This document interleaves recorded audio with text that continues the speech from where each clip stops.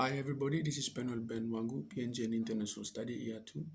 I'll be reviewing the Medium-Term Development Plan for 2023 to 2027.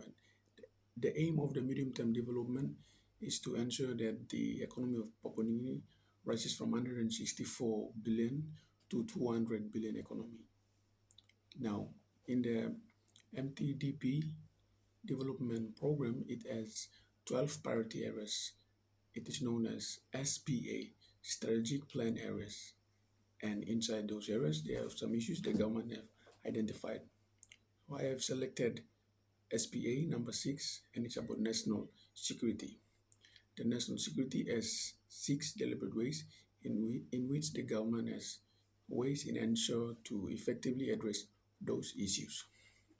Now, moving on, number 1, we have DIP 6.1 National Security and Defense. Cooperation. Well, we have loopholes and strategical ways in which I've identified. Now, we have loopholes. Firstly, lack of coordination between different military and law enforcement operate, and that is lack of effective communication. Number two, insufficient funding from the national government leads to constraint in the security measures. Strategical ways. We need to enhance integrity, collaboration, and ensure there's a unified command structure to improve the coordination among military, police, and intelligence organization. Number two, increase defense budget allocation from the national government every year when the government have its national budget planning. Moving on to the immigration loopholes that have identified is that weak border control measures between the borders of Papua New Guinea from Manus, Vanuatu, Western, and Bougainville. We need a adequate surveillance technology that can lead to stop illegal migration, illegal smuggling of unwanted things into our country, and corruption within immigration services, bribery that has been played and used inside the immigration process. Strategical ways implement advanced surveillance technologies and strengthen anti-corruption measures. We need to utilize drones, biometric systems, and monitor border effectively, and impose strict penalties on corrupt practices by immigration services and military personnel.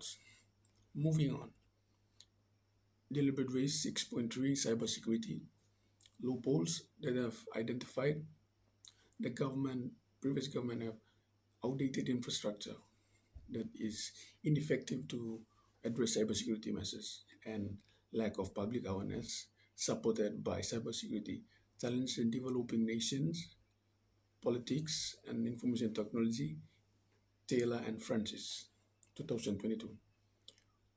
Number two, moving on to lack of public awareness. The citizen of Papua New Guinea needs a public awareness on how and the effect of cybersecurity threat is all about. Strategical ways, we need to invest in modern cybersecurity infrastructure and launch more public awareness in the country by endorsing university students and international organizations in the country to emphasize and talk about cybersecurity threats and its influences. Furthermore, moving on to biosecurity loopholes, the government has inadequate disease surveillance systems such as capacity to detect outbreaks in the country. In terms of COVID-19 that we have experienced in the past years, our government do not have surveillance system database to ensure that there's an outbreak in the region, we might know.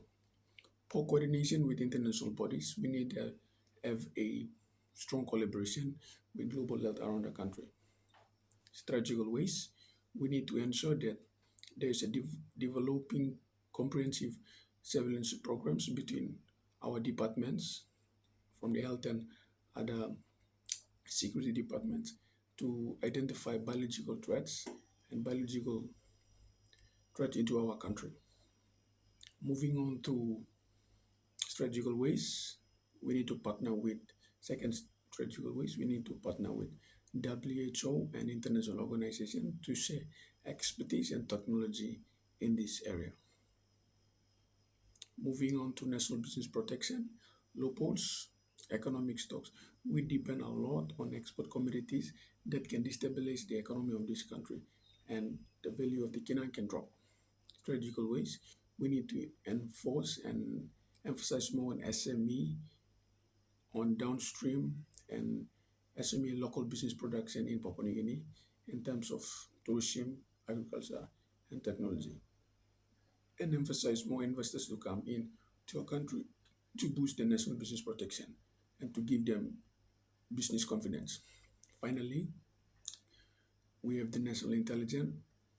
Right now, the loopholes is that we do not have a strong data agency to ensure that our security is faced.